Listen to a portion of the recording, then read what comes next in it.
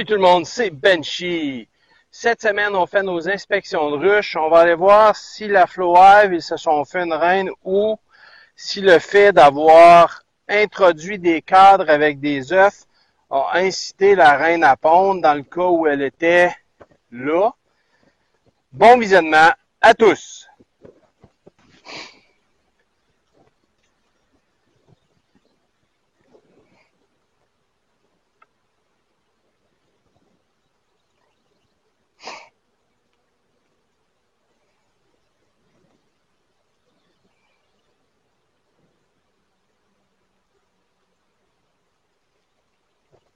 Les abeilles sont très tranquilles aujourd'hui. C'est une bonne chose. On va essayer de pas trop les énerver.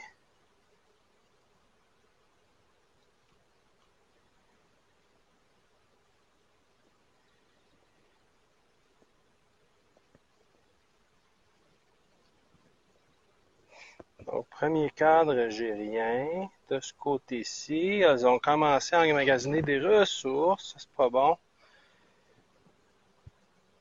Et de ce côté-ci, elles emmagasinent du nectar.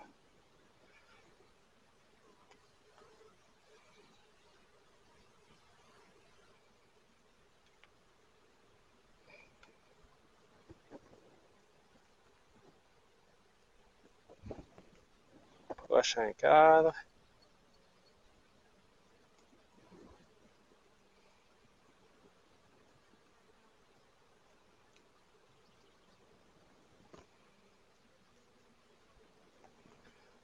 Donc, toujours rien ici, de ce côté-là. Rien de ce côté-ci. Oh! Elles se sont faites des cellules de ramérage. Je vois pas d'œufs dedans. Donc, on peut voir ici et ici, elles ont commencé à se faire des cellules royales. On va les laisser faire.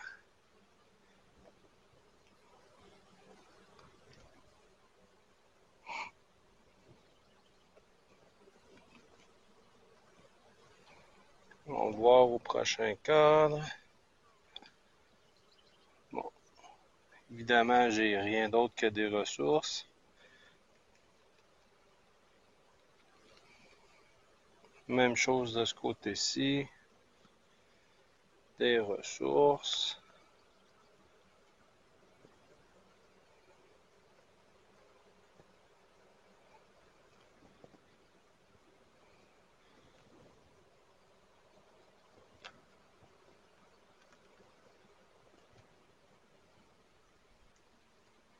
Oh, monsieur, oui, elles ont définitivement besoin d'une reine. Oui. Donc, elles ont fait ce que je pensais qu'elles étaient pour faire. Donc, je vous montre de ce côté-ci, elles se sont créées une cellule royale ici. Ça, c'est une future reine. Elles en ont créé plusieurs, là, on les voit là, 1, 2, 3 de ce côté-ci. Donc, elles ont été prendre des œufs et se font une reine avec. Si vous voyez de ce côté-ci, il y en a une là, une là. J'ai tassé une là, une là, une là, une là, une là. Donc, eux, on les laisse tranquilles. On va pas refaire. Donc, elles avaient définitivement besoin d'une reine. Elles s'en font une présentement.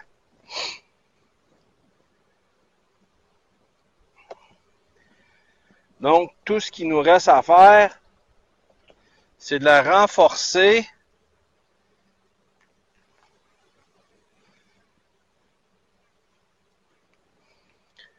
Donc, elles ont un cadre de couvain plein qu'on a pris dans la ruche numéro 1.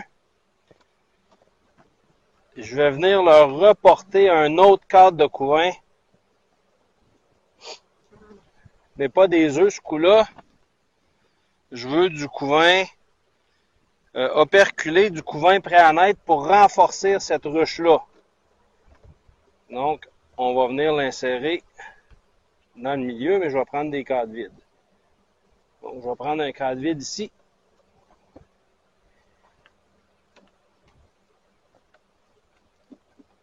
Un cadre vide comme ça. Donc, je vais lui donner le moins de travail possible à ces abeilles-là, parce que je veux renforcer la ruche. Puis on va venir insérer un cadre de couvain dans le milieu. Donc, donnez-moi 2 secondes, je reviens.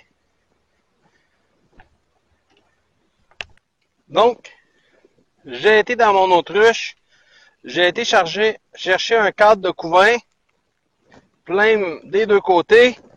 Donc, ces abeilles-là, ils ont besoin de rien. Ils sont déjà prêtes à naître. Je viens insérer ce cadre-là dans ma ruche. Un cadre d'abeilles prêt à naître. Et voilà. C'est pas plus compliqué que ça. Je viens de renforcer ma ruche. Dans quelques jours, ces abeilles-là vont naître. Ils vont adopter cette ruche-là. Donc, on va laisser les abeilles faire. Pour l'instant, il n'y a rien d'autre à faire. Donc, maintenant, je suis dans ma ruche numéro 2, celle où j'ai pris un cadre de couvain.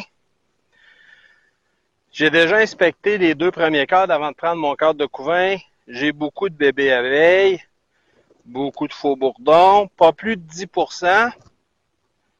Pourquoi pas plus de 10%? C'est que si jamais votre ruche devient majoritairement pleine de faux bourdons, c'est que vous avez plus une reine fécondée qui pond. C'est une abeille où la reine n'est plus fécondée. Il y a simplement des œufs fécondés qui vont donner naissance à des ouvrières. Donc, couvain mur à mur. Couvain, c'est du bébé abeille. Des deux côtés, c'est plein.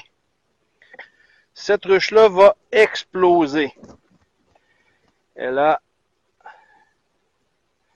4-5 cadres près de couvain à naître. Donc, c'est pas une mauvaise chose qu'on l'utilise pour renforcer la flow hive.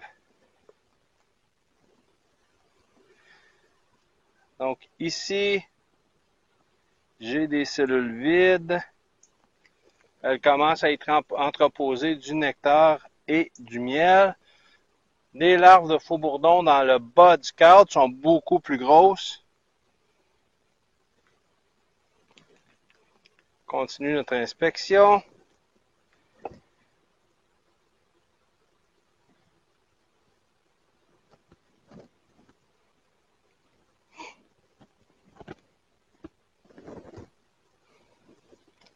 Donc, je regarde par la même occasion si je vois pas des parasites, si je vois pas des signes de maladie. Donc, ça ici, c'est du miel.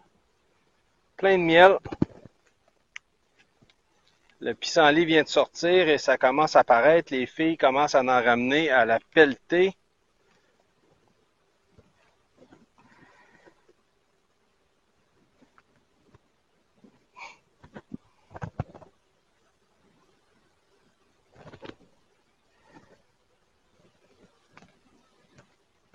Et voilà. Ouf!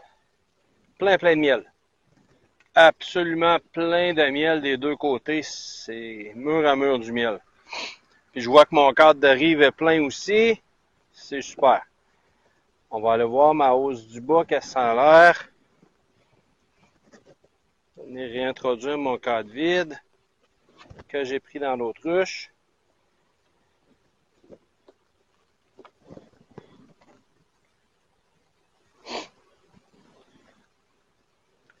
On remet notre premier cadre.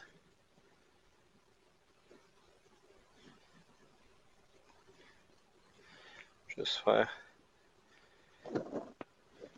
assurer qu'il y a assez de place. J'essaie le moins possible d'écraser les abeilles.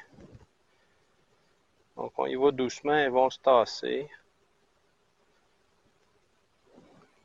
Tout le monde est heureux dans ce temps-là.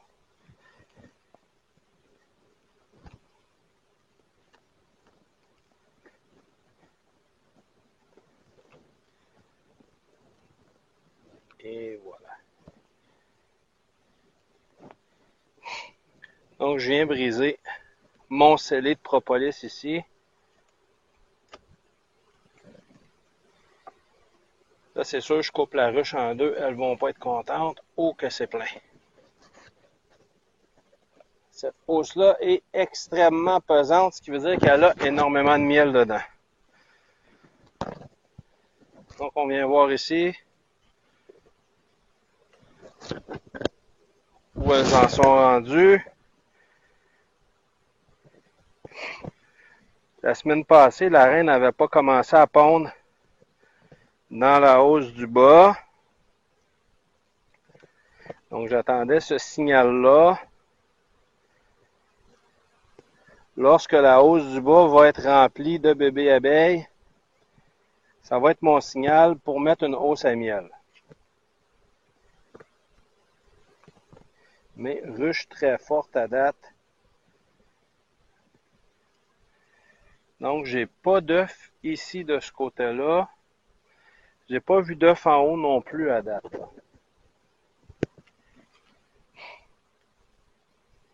C'est un petit peu normal qu'il n'y ait pas d'œuf dans les cadres de rive.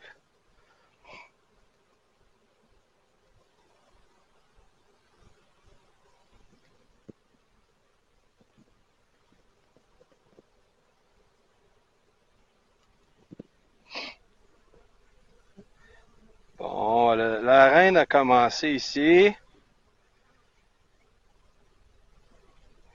Donc j'ai des larves.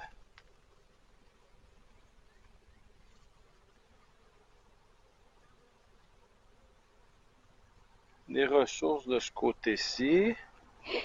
Donc c'est bon signe. S'il y a des larves, les œufs ne doivent pas être loin.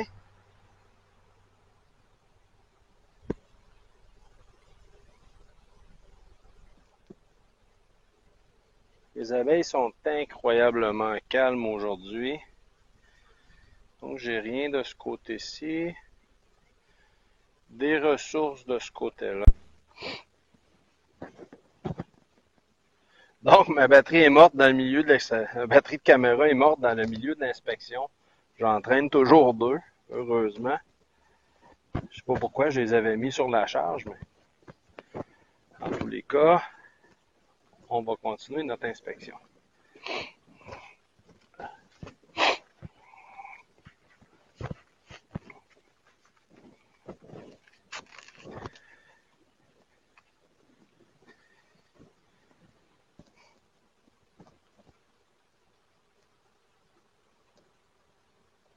Il fait 19 degrés présentement. Les abeilles sont d'un calme incroyable, comme je disais. Donc allons voir ici. Du pollen.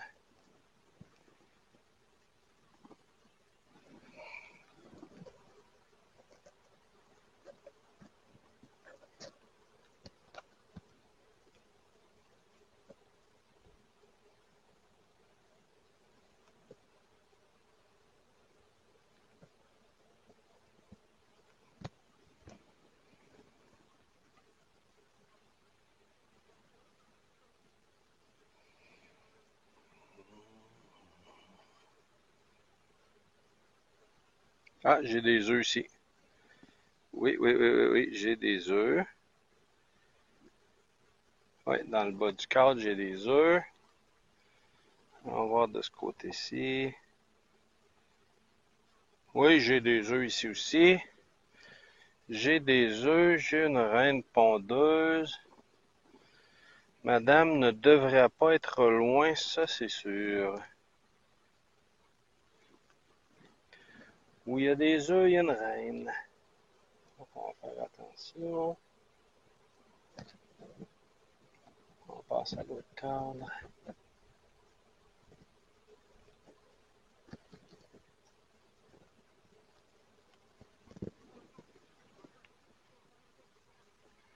Oui.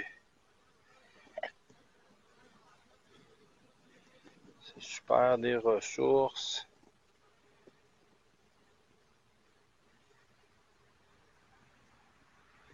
Il y en a une qui fait sa petite danse pour indiquer aux autres où se trouvent les fleurs.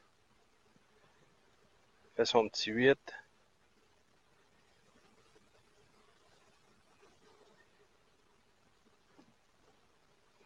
C'est fou raide. Tous ces mouvements-là veulent dire quelque chose.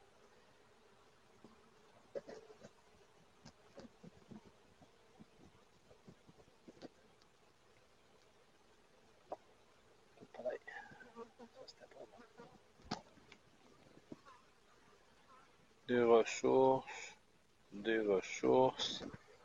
Ok, elle commence à bien remplir cette hausse-là. Je leur donne encore une semaine sur cette hausse-là. Ouais, c'est plein de ressources. C'est super. Donc cette ruche-là va bien. J'ai une reine pondeuse, il y a des œufs. C'est une ruche qui va bien.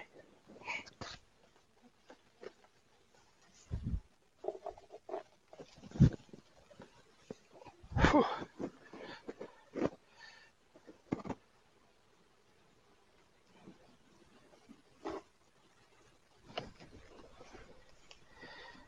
Voilà. Et voilà, c'est fini pour cette ruche-là. On passe à la prochaine. Allons voir ce qui se passe dans la ruche numéro 1 maintenant. La semaine passée, j'ai pris un cadre d'œuf de cette ruche-là. Cette semaine, j'ai pris un cadre de couvain de l'autre ruche. Donc, j'essaie de balancer ce que je prends. Évidemment, j'évalue la force de chaque ruche avant de prendre quoi que ce soit. La ruche 1 et la ruche 2, c'est des ruches qui sont extrêmement fortes. Donc,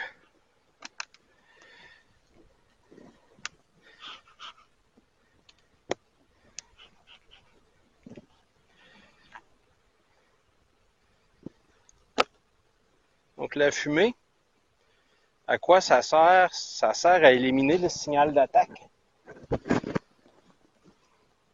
Les abeilles fonctionnent beaucoup avec des phéromones. Lorsqu'elles se sentent attaquées, les abeilles vont lâcher un phéromone d'attaque. Ce phéromone d'attaque-là est très accentué lorsqu'elle pique. Donc, lorsqu'une abeille pique, ce phéromone d'attaque dit aux autres abeilles, piquez-la. C'est pour ça que lorsqu'on se fait piquer une fois, généralement on se fait piquer plusieurs fois, c'est qu'il y a un phéromone d'attaque qui se dégage puis qui dit, c'est là qu'il faut piquer.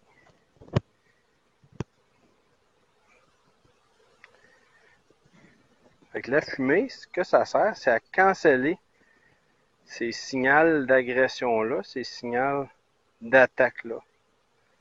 Puis évidemment, tant qu'on y va doucement, puis on les brasse pas trop, parce que c'est un peu ça le truc, on apprend ça à longue, eh bien, les abeilles restent quand même assez gentilles. Donc, de ce côté-ci, on a du couvain, donc des bébés abeilles, et dans le milieu, ils ont commencé à remplacer ça par du miel. Elles mettent des ressources. De l'autre côté, des bébés abeilles. Donc, cette ruche-là, dans pas grand temps, d'ici la semaine prochaine, ces bébés-là vont naître.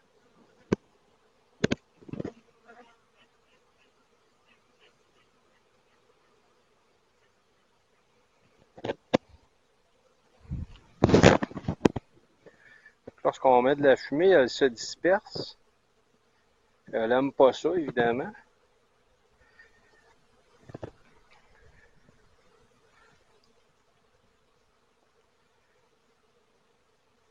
Donc, dans ce cas-ci, encore là, j'ai des bébés abeilles, du faux bourdon. Du faux bourdon, ça n'en prend. Pas plus de 10% de la ruche. En même temps, je regarde si j'ai pas des œufs. J'en ai pas là-dedans. Je crois que ma reine a déménagé en bas, comme dans l'autre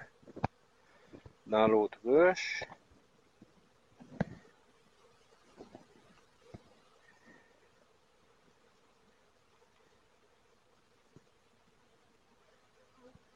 Ici, on a encore un autre cadre plein à craquer de bébés abeilles. J'ai des œufs frais pondus. Donc, ma reine n'est pas loin.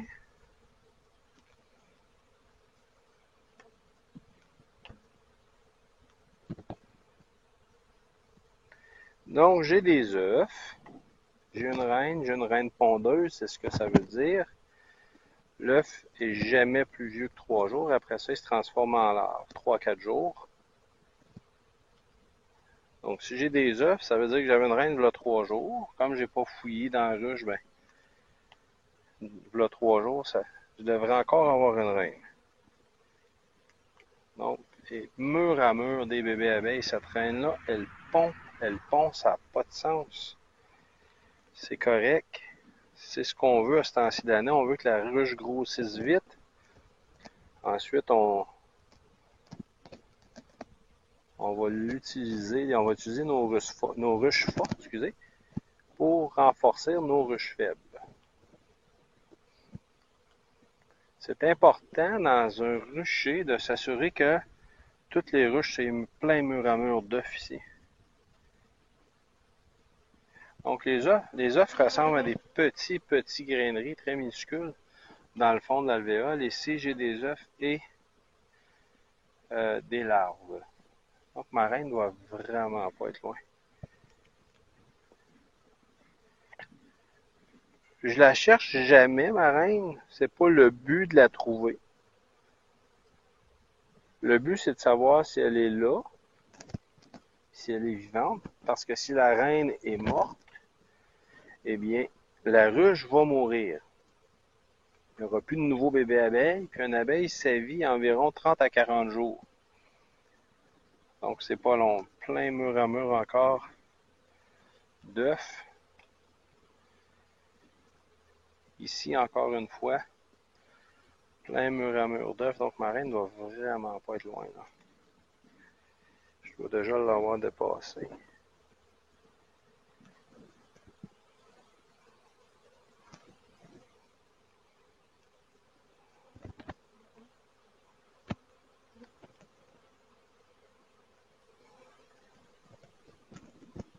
Ouf. Des bébés abeilles mur à mur. Encore des bébés abeilles mur à mur. Là, j'arrive à mes cadres de rive. Généralement, ces cadres-là sont plus vides. C'est tout à fait normal. Là, elle commence à être agacée. Le premier signal que les abeilles sont agacées, c'est qu'elles vont commencer à vous tourner autour de la tête. Si vous n'avez pas d'habit, c'est le temps de revirer de bord et d'aller voir ailleurs. C'est le signal qu'elles vont vous donner avant d'attaquer. Donc sur mon cadre de rive, j'ai du miel en plus. Donc, on va les calmer un petit peu.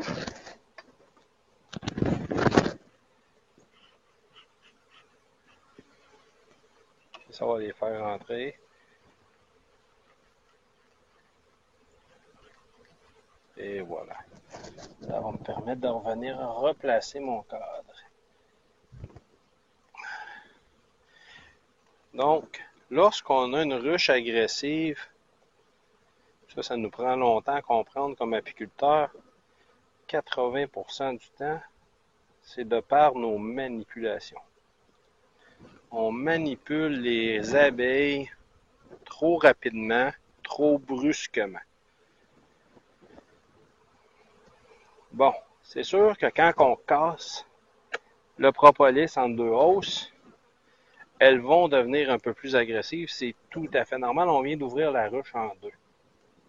Il faut s'attendre à ça, mais si on y va tranquillement, puis on les brasse pas trop, c'est pas trop pire. Donc, une des raisons,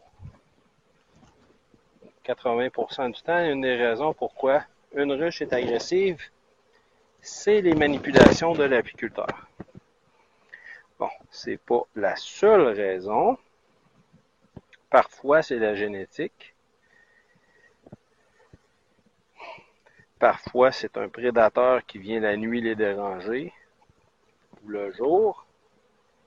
Mais, je vous dirais 90% du temps, c'est les manipulations. Ça prend un petit bout avant de développer cette technique-là, d'y aller très lentement et de faire très attention. Puis c'est normal un peu. Si un étranger rentrerait dans votre maison puis commencerait à bouger tous les meubles, vous seriez probablement pas content vous aussi. Donc si on pense à ça, puis on y va tranquillement, eh bien on réduit l'impact sur leur agressivité et ça fonctionne.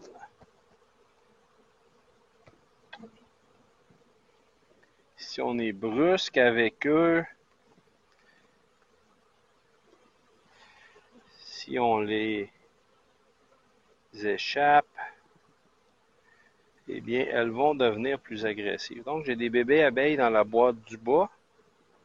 J'ai des larves. Très, très bonne nouvelle. Donc, cette ruche-là va bien. Ces larves-là, dans la boîte du bois, semblent un petit peu plus avancées que ceux dans l'autre ruche, donc la ruche numéro 2. J'ai des larves ici aussi. J'ai des larves ici aussi, des œufs, des larves. OK, elle produit cette reine-là. S'il peut commencer à faire plus chaud un peu, en Montérégie, au Québec, on dirait que l'hiver ne veut pas s'en aller. On a... j'ai une cellule de remerrage ici. Donc, je peux voir ici, c'est une cellule royale qui commence. Je l'enlève. Pourquoi je l'enlève? Parce que j'ai des œufs. Parce que j'ai une reine pondeuse. Je vais la mettre ici pour l'instant. Je vais aller voir dedans s'il y a un œuf.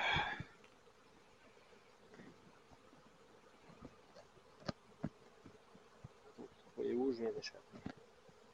Donc, je vais voir ici. Est-ce qu'il y a un œuf dans cette cellule de remerrage-là? Donc, cellule de remerrage, c'est une cellule que les abeilles vont faire pour se faire une nouvelle reine. Donc, celle-ci est vide. Il n'y a absolument rien dedans. C'est un signe que les abeilles veulent essaimer.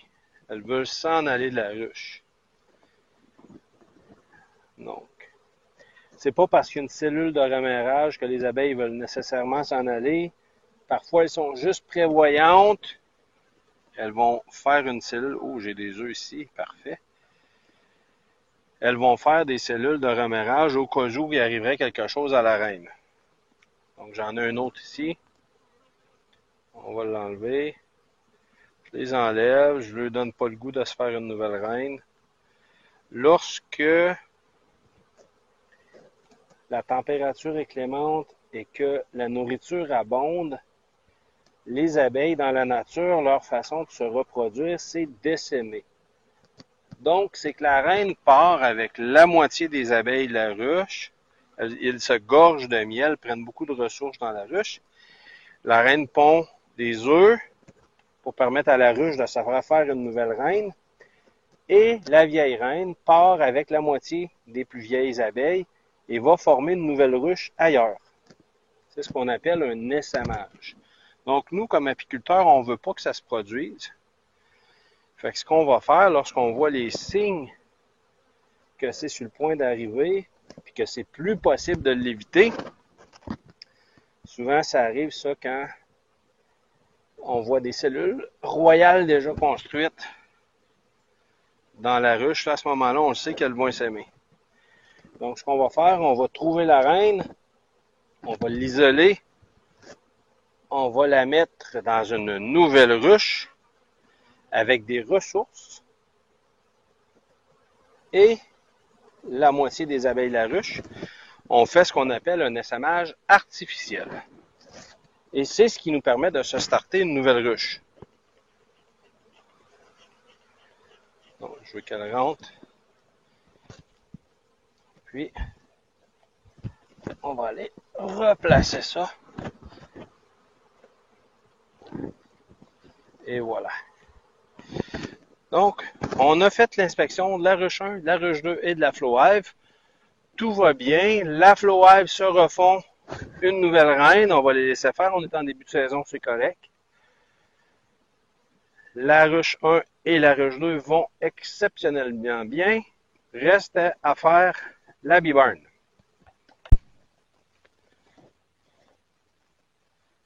Donc, la semaine passée, on a mis une hausse à miel sur la bibarn. Cette semaine, on va aller voir ce qui se passe avec ça.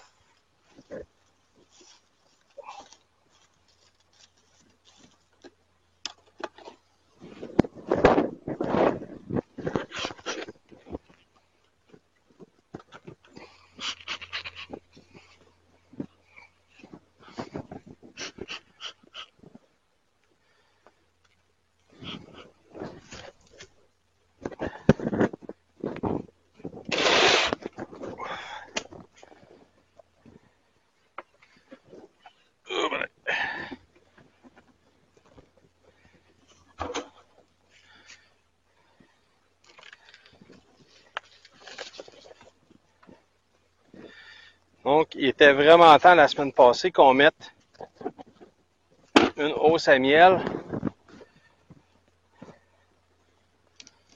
Les abeilles avaient vraiment commencé à construire ailleurs que où elles étaient supposées de construire. Donc, la hausse à miel est déjà pleine d'abeilles.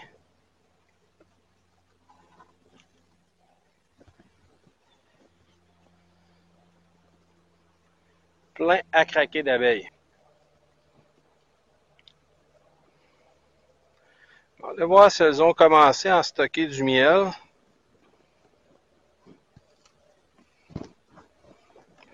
Là, je fais ça juste par curiosité, là. On n'inspecte pas les hausses à miel généralement. Je suis juste curieux de savoir où elles en sont. Ok, elles ont... Oh my god. Ok. C'est presque plein. Je suis sur un cadre de rive en plus. Ouf. Ok. Elles travaillent fort, les petites cocottes.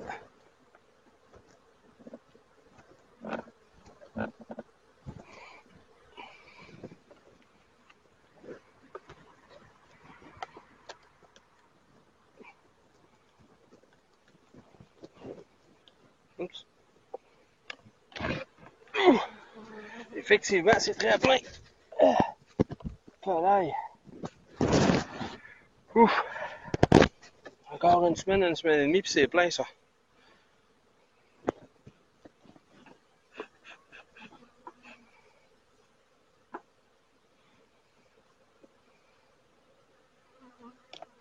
On vient enlever ma grille à reine.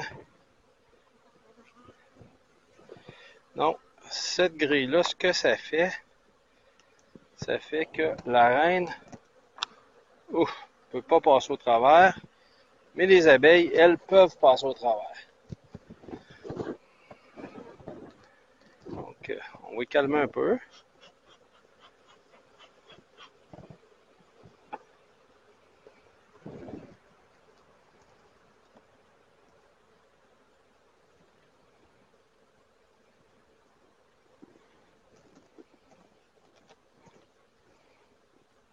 Elles ont tout propolisé à nouveau. C'est correct.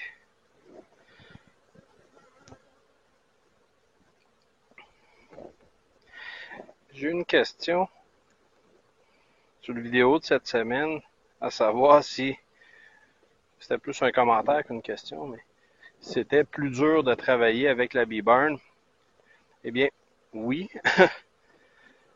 et non. Donc oui, sortir les cadres, c'est plus dur. Sortir le premier cadre est plus dur. Une fois que c'est fait, non.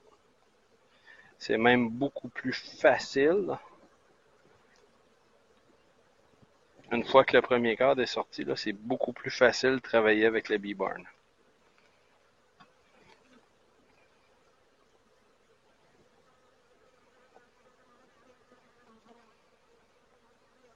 C'est de sortir le premier cadre qui est toujours plus difficile.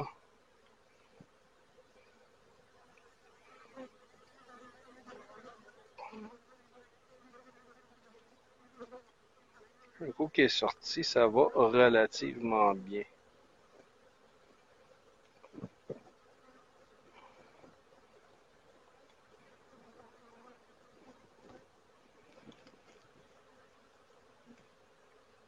C'est toujours plus difficile au début de l'année parce que les abeilles ont vraiment tout propolisé. Donc partout ce qu'il y avait une petite craque, une petite fente, ils ont mis du propolis dedans. Donc évidemment, ça fait en sorte que c'est plus difficile. Mais lorsqu'on sort notre premier cadre, eh bien, c'est plus facile parce que j'inspecte les deux hausses d'une shot. Donc,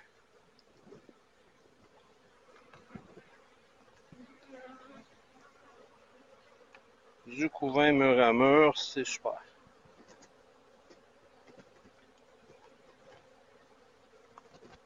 Donc, premier cadre sorti, ensuite ça devient difficile. Ça devient facile, je veux dire.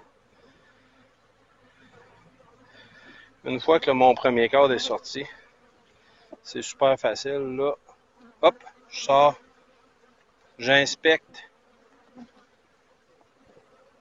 les deux hausses d'une shot. J'ai du couvain mur à mur sur ce cadre-là. J'ai des œufs. Donc, ce qui veut dire que j'ai une reine pondeuse. Maintenant, je cherche quoi? Je cherche des signes de maladie, je cherche des signes de parasites. Donc, je les cherche pas parce que je veux en voir, mais au contraire, je veux pas en voir. Mais je les cherche parce que je veux savoir s'il y en a pour que je puisse adapter des traitements adéquats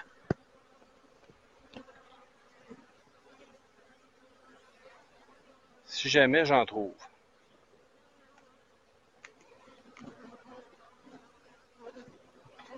Couvain mur à mur.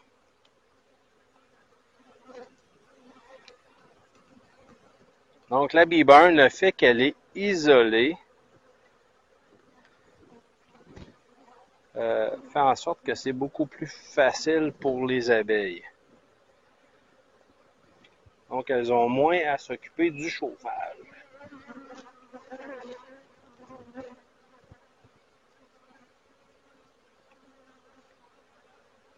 J'ai des œufs ici aussi. Les réserves sont bonnes. J'ai des faux bourdons déjà, ce qui est assez étonnant.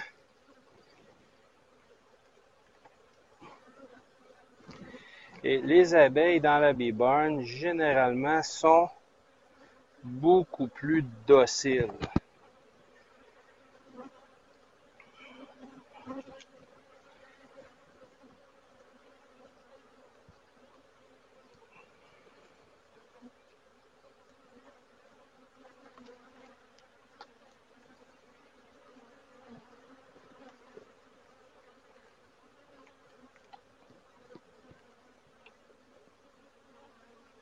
Comme ces cadres-là sont pas remplis de miel, ils sont pas très pesants. J'aimerais pas être obligé de lever des cadres doubles de miel. Je trouverais pas ça très intéressant. Ça serait extrêmement pesant, ça serait environ 20 livres du cadre, là. Mais comme c'est juste des bébés abeilles, majoritairement, et quelques ressources dans le haut du cadre, eh bien, ils sont pas très pesants. Ils se manipulent quand même assez bien. Du couvain, des œufs.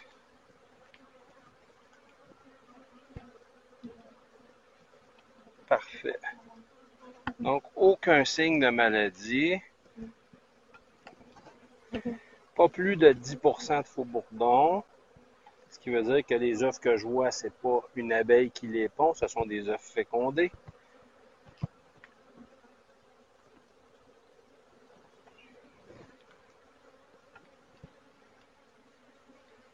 Des des larves, des œufs, du couvain, des bébés abeilles mur à mur, des ressources. Oh! Quelques cellules de remarrage qu'on va enlever. Bon, il y en a sur l'autre aussi. Donc on va enlever ça. Ces cellules de remarrage là. Donc c'est important de ne pas enlever les cellules de remarrage si on n'a pas vu la présence d'œufs. Parce que c'est ce qui va lui permettre de se faire une reine. Ces cellules-là, c'est des cellules de préparatoire pour une reine. Donc, les cellules, comme ici. On enlève ça. J'ai des œufs, on enlève ces cellules-là, ils n'ont pas besoin de reine. Et on vient resserrer le tout. Je viens replacer mon dernier cadre et une belle inspection. Cette ruche-là va bien. Elle est pleine de ressources et de bébés abeilles. Donc, c'est ce qu'on veut.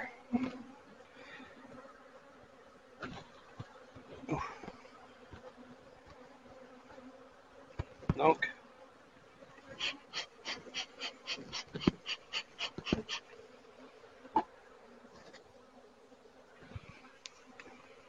je viens replacer ma grille à reine.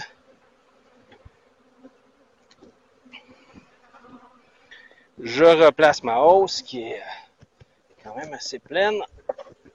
C'est bon là. Une hausse à miel, ça peut peser quand même jusqu'à 120 livres.